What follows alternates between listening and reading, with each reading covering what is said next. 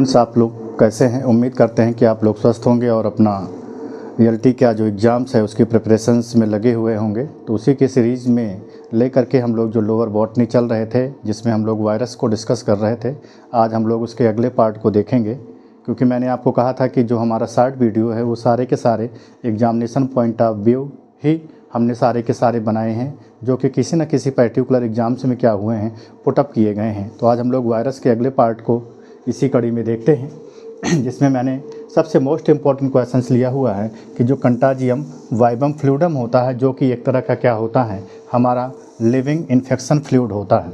It means कंटाजियम वाइबम fluidum जो है उसको सबसे पहले देने का जो क्रेडिट है वो हमारे एक वैज्ञानिक थे जिनका नाम था विजरिंग। विजरिंग ने 1898 ईस्वी में क्या किया था, सबसे पहले इसको देने का काम किया। तो ये क्वेश्चंस भी काफ़ी इंपॉर्टेंट है, कई बार ये एग्ज़ाम में पूछा गया है। दूसरा क्वेश्चन है WM स्टैनले। ये भी क्वेश्चंस कई बार पूछा गया है कि वो कौन से वैज्ञानिक है जिन्होंने वायरस के क्रिस्टल्स को सबसे पहले बनाया था। तो WM स्टैनले ने 1935 ईस्वी में इन्होंने क्या किया था, आइसोलेटेड एंड क्रिस्टलाइज TMB। इन्होंने जो टोबैको मोज़ेक वायरस होता है उसको सबसे पहले क्या किया था, इसको इन्होंने क्रिस्टलाइज किया था। इट मीन्स इसको इन्होंने क्रिस्टल्स के फॉर्म्स में सबसे पहले क्या किया था, इसको रिपोर्ट करने का काम किया था, जिसके चलते हुए इनको अवॉर्डेड नोबेल प्राइज़, जिनके चलते हुए इनको नोबेल प्राइज़ भी मिला हुआ था।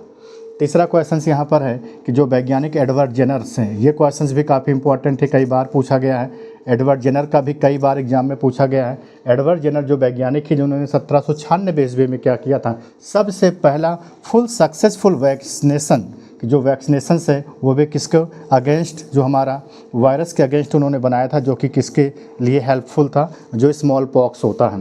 तो स्मॉल पॉक्स के रिगार्डिंग एडवर्ड जेनर ने सबसे पहले क्या किया था, फुल सक्सेसफुल वैक्सीनेशंस को बनाने का काम किया। अगली बात जो आती है विरियॉन टर्म को देने का जो क्रेडिट है वो लॉफ को, एंडरसन को, एज वेल एज जैकब को जाता है, जिन्होंने 1959 में क्या किया था, इस टर्म को सबसे पहले इंट्रोड्यूस किया था।